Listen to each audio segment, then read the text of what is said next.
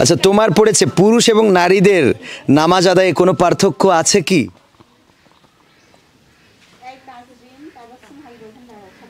পুরুষ এবং নারী যখন নামাজ আদায় করে দুইজনের নামাজের মধ্যে কোনো পার্থক্য আছে কিনা? নামাজ পড়তে যে পুরুষরা যেরকম পড়বে নারীরাও কি সেরকম পড়বে নাকি কোনো পার্থক্য আছে?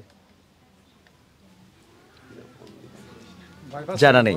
আচ্ছা, জানা না থাকলে অসুবিধা নেই। পুরুষ এবং নারীদের নামাজে একটু পার্থক্য আছে। তারা জমিনের সাথে মিলিয়ে নামাজ পড়বে, বডিটাকে, দেহটাকে। আর পুরুষরা এবং দুই পা ডান দিকে ভেঙে দেবে, মেজের উপরে বসবে। এটা হলো বসার ক্ষেত্রে একটু ব্যতিক্রম আছে। আপনার পড়েছে আল্লাহর রাসূল সাল্লাল্লাহু আলাইহি সাল্লাম 4 জন জান্নাতি নারীকে শ্রেষ্ঠ নারী হিসেবে ঘোষণা করেছে। বলতে পারবেন সে 4 জন জান্নাতি নারী কারা কারা? পারা যাবে না। একজনের নাম বলা যাবে না। দুইজনের নাম বললেও আমি 3 পিস দেবো। দুইজনের নাম বলা যাবে? হ্যাঁ, আমি বলে দিই। একজন হলো হযরত খাদিজা রাদিয়াল্লাহু তাআলা আনহা, আর একজন হযরত মা ফাতেমা। মা ফাতেমা বললে অনেকে আপত্তি করেন। হযরত ফাতেমা রাদিয়াল্লাহু তাআলা আনহা। এবং আরেকজন হলো ফিরআউনের স্ত্রী আসিয়া, আরেকজন হলো ঈসা আলাইহিস সালামের মা মরিয়ম। হ্যাঁ, তোমার পড়েছে মুসলিম পরিবারে সন্তান জন্মের পর প্রথম কাজ কি করা লাগে? বলতে পারবা? প্রথম 7 দিনের দিন হচ্ছে চুল কাটতে হয়, তারপর আকিকা দিতে হয়।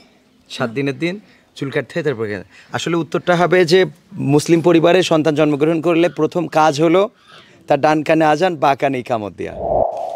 তোমার পড়েছে জান্নাতি নারীদের সর্দারিনী কে হবেন?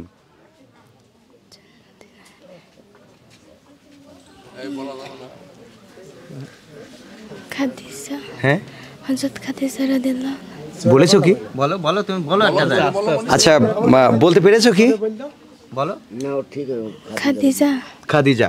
খাদিজা হবে না, হবে হযরত ফাতেমা রাদিয়াল্লাহু তাআলা আনহা। এই যে লোশন। পবিত্র কোরআনে একটা নারীর নামে সূরা আছে। সেই সূরা কোনটি, কত নম্বর সূরা এবং কত আয়াত আছে সেই সূরায়? সূরা মারিয়াম। কত নম্বর সূরা? বলা যাবে না। এটা তো পড়িনি আমরা। হ্যাঁ, আয়াত কয়টা আছে বলা যাবে? পড়িনি। 19 নম্বর সূরা এবং আয়াত রয়েছে 98টা। হাজিরা হজে গিয়ে যে কালো পাথরের চুমা খায় তার নাম ও ইতিহাস কি বলতে পারবা? তার নাম হ্যাঁ, হাজিরা কালো পাথরের চোয়া খায়।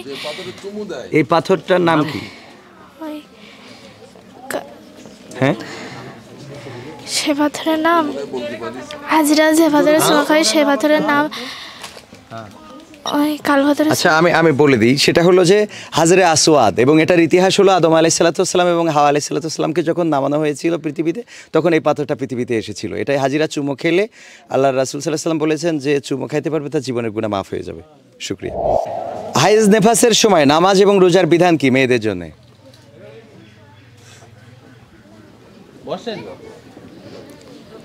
ওই সময় তারা নামাজ পড়বে না, ডাইরেক্ট মাফ, এবং রোজা রাখবে না, তবে পরবর্তীতে আদায় করে দিবে। হ্যাঁ, কোরআন এবং হাদিসের মধ্যে পার্থক্য কি? একদম সহজ। আপনি বললে হবে না ভাই, বাচ্চা কেন? কোরআন এবং হাদিসের মধ্যে পার্থক্য হলো কোরআন আল্লাহর কিতাব আর হাদিস হলো রাসূল সাল্লাল্লাহু আলাইহি ওয়াসাল্লামের কথা। হ্যাঁ, কোরআন আল্লাহর কথা আর হাদিস রাসূল সাল্লাল্লাহু আলাইহি ওয়াসাল্লামের কথা। হ্যাঁ, মনে থাকবে, আগামীতে মনে থাকবে।